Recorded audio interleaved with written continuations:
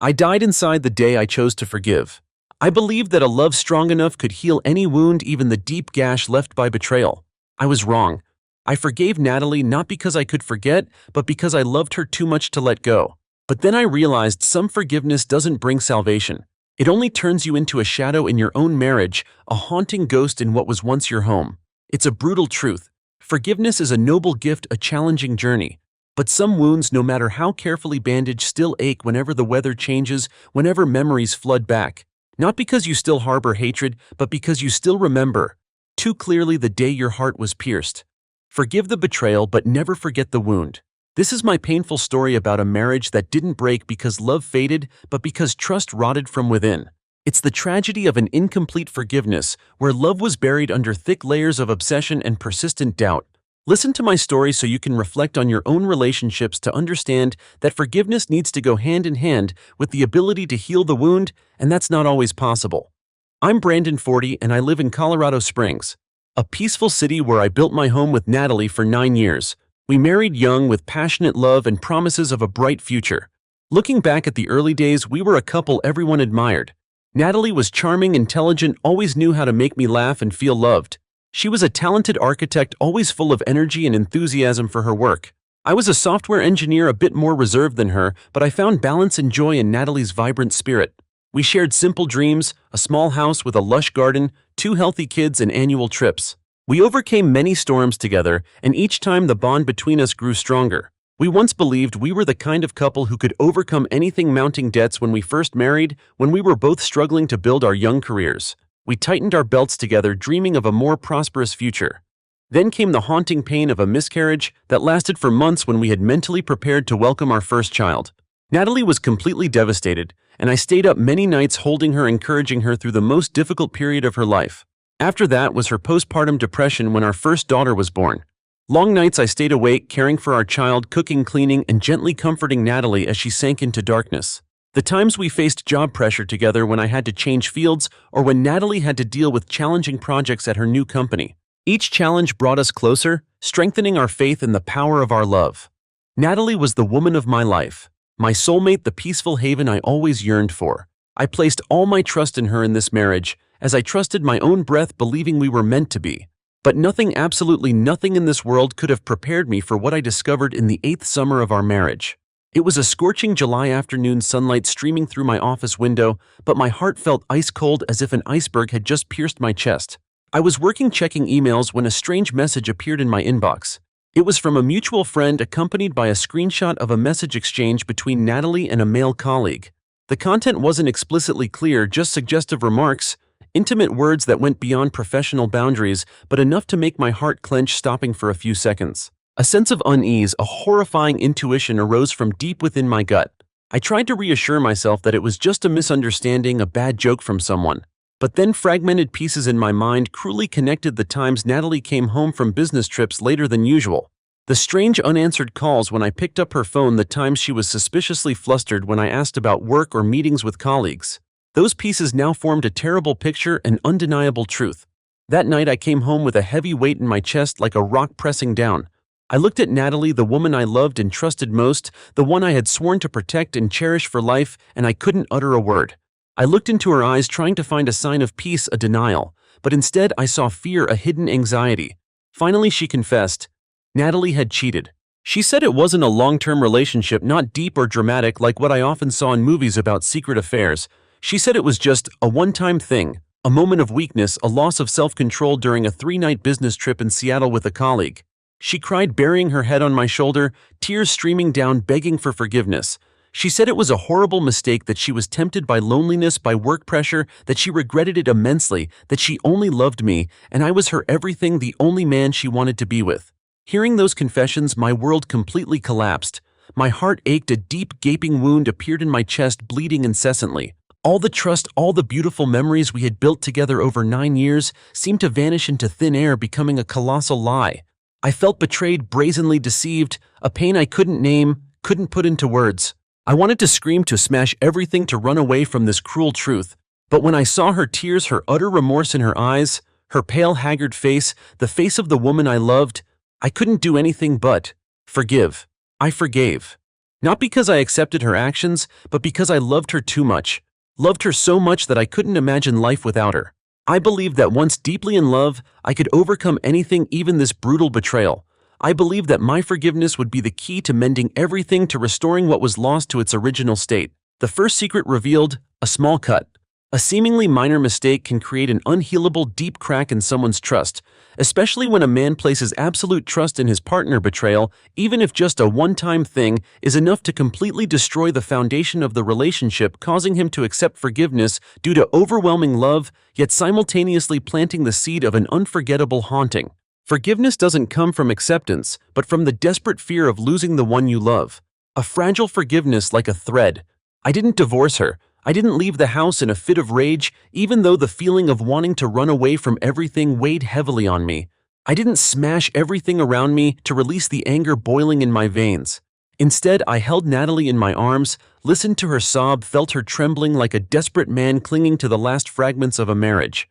I chose to face it because I believed in our love, believed it was strong enough to weather this storm, even though I knew it would leave scars. We sought out a renowned couples therapist, someone experienced in helping couples overcome crises. Those therapy sessions were the most stressful, exhausting hours of my life.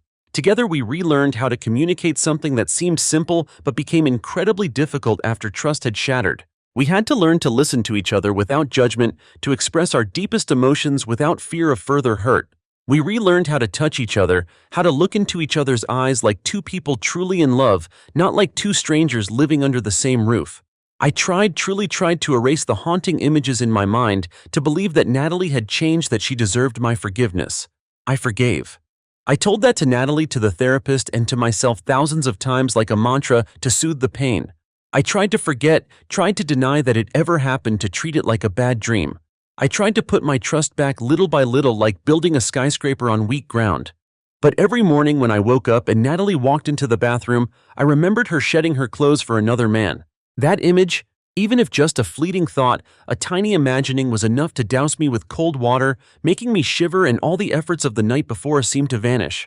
It wasn't a deliberate thought, but an involuntary reflex, an indelible psychological scar.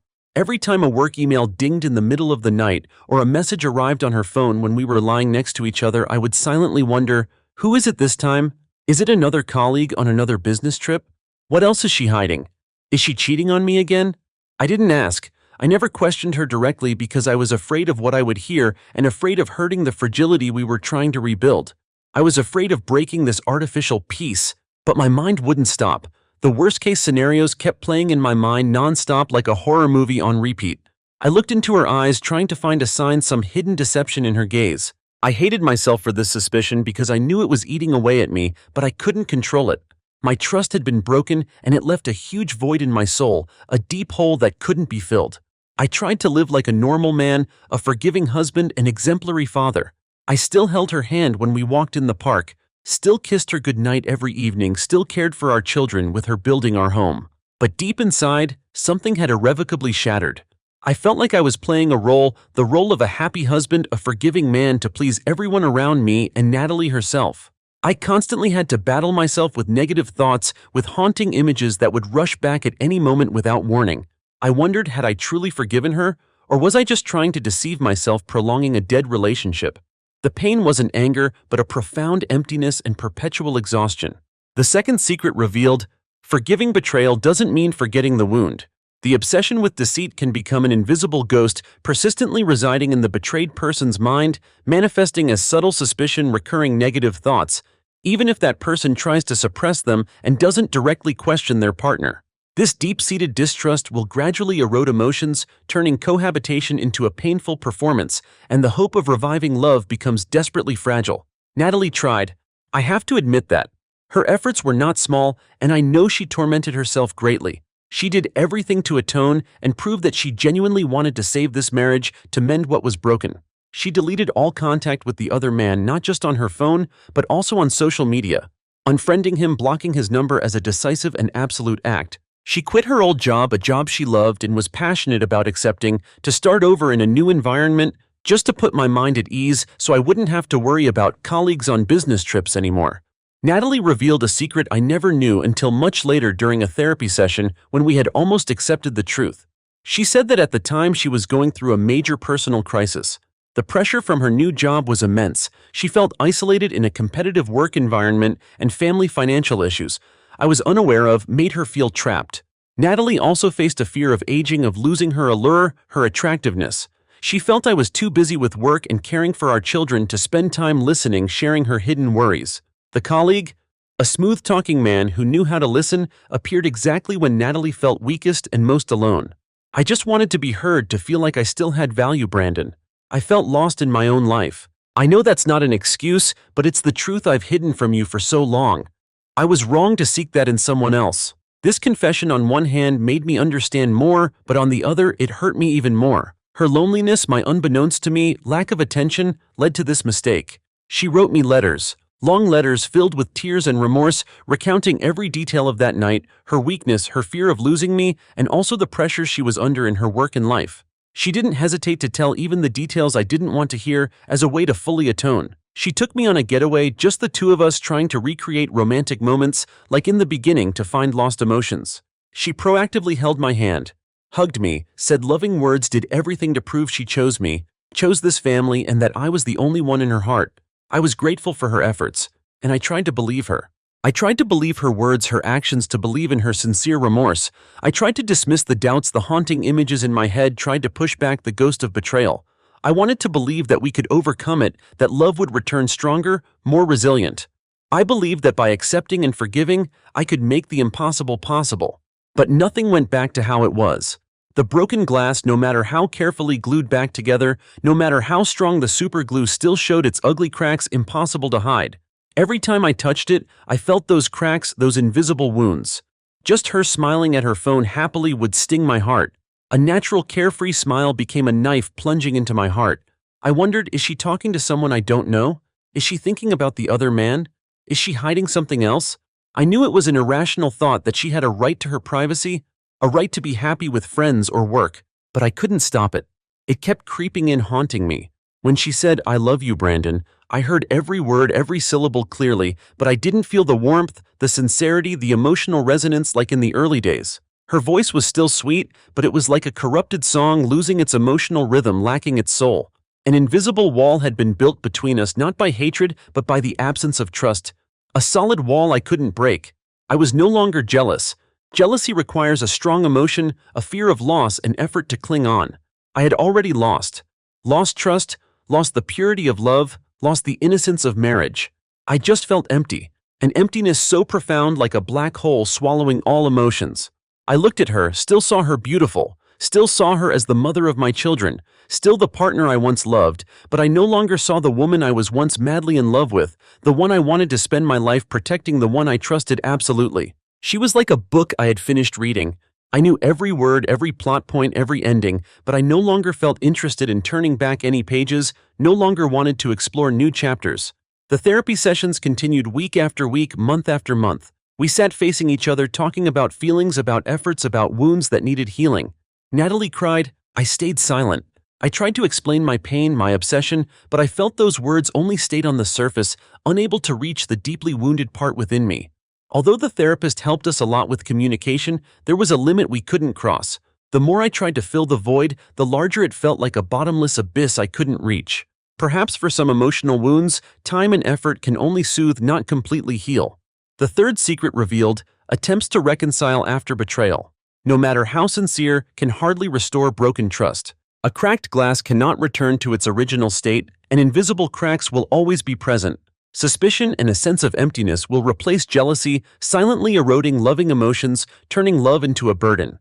No matter how much the partner tries to prove themselves, the feeling of losing the purity of love persists, turning love into a known truth that cannot be fully accepted. Therapy can help with communication, but it cannot completely erase the haunting and restore intact trust.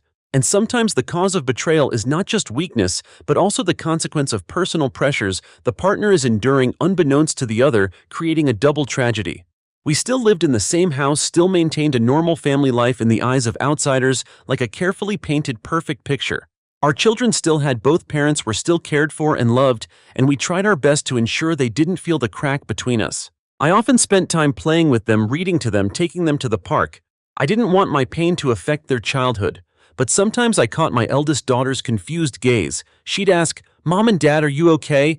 Why don't you hug each other as much anymore?" I could only force a smile and say, "We're fine, honey, we're just a little tired." That answer, a harmless lie, made me feel like a hypocrite. We still ate dinner together every evening, still watched family movies on weekends, still did everyday chores like two professional actors on the stage of life. But deep inside, everything had changed terribly. Physical intimacy gradually disappeared, and neither of us dared to mention it, like a painful unspoken agreement.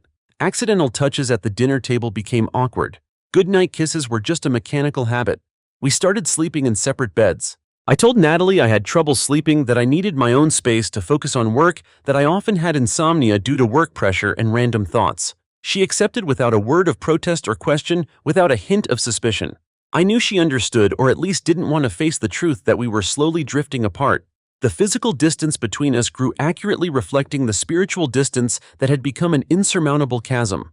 At night, I lay on my own bed, staring at the white ceiling, and images of that fateful night rushed back, clear in every detail. I wondered, was she thinking about it? Was she remembering the other man? Or had she simply grown accustomed to this distance, accepted it as a part of life? Every morning as Natalie got ready for work, I would watch her choose her clothes, brush her hair, apply makeup. Every gesture, every item she wore evoked the image of that Seattle night. I wondered, what did she wear when she was with the other man? How did she do her makeup? Even the smallest details turned into knives cutting into my heart. I watched her smile at a colleague on the phone, a pure, innocent smile, and I wondered again, was that smile the same as on that fateful night? Every time Natalie went on a business trip, I would endure sleepless nights. I couldn't fully trust that she wouldn't repeat that mistake. I blamed myself for this suspicion, but I couldn't stop it. This feeling was like being imprisoned in an invisible jail, a jail of suspicion and obsession. I found myself living as an image keeper, a man who stayed for responsibility for our children, for old memories stained with pain and betrayal. I was afraid of hurting our children, afraid of breaking the perfect family in their eyes, afraid they would experience the pain I had endured when my parents divorced. I was afraid to face the truth that our love was dead, and I was just trying to hold on to an empty shell. But in my heart, love had turned into a form of relic. It was still there, like the rubble of a magnificent structure, still bearing the shape of something once beautiful and solid, but now only broken bricks and painful remnants. It was still there, but old, cold, and lifeless. I felt like I was living a parallel life, a life outside the facade of happiness. We had created a life full of loneliness and internal conflict. I no longer felt sad or angry. Those emotions had dried up, giving way to perpetual exhaustion and emptiness.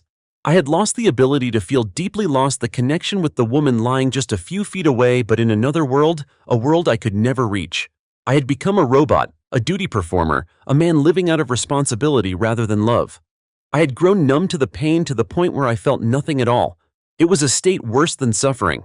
The fourth secret revealed: after forgiving betrayal, a relationship can fall into a state of living together as strangers, a parallel life full of pretense and confinement.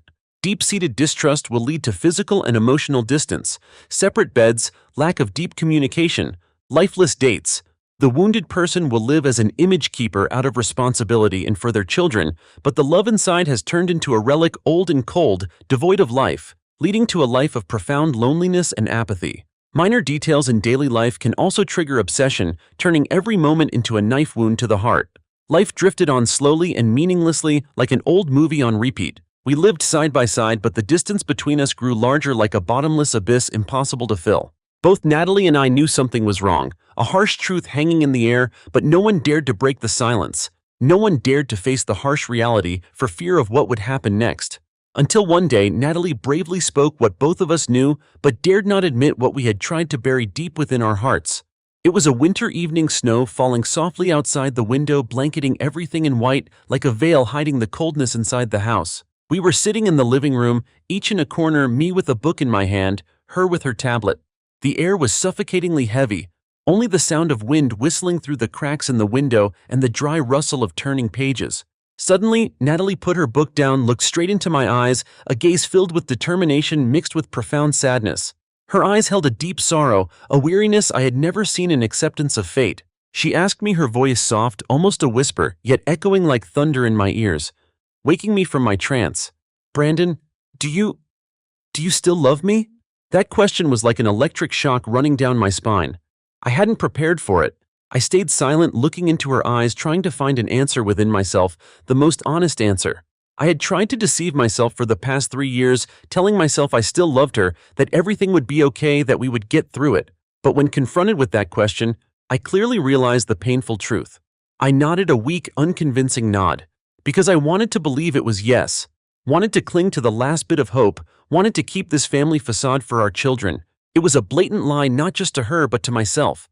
But Natalie, the woman who had lived beside me for almost a decade, who knew me better than anyone, who had once shared every joy and sorrow, saw through that deception. She looked at me and said, her voice trembling, full of cruel acceptance, tinged with pain for both of us. "No need to lie, Brandon.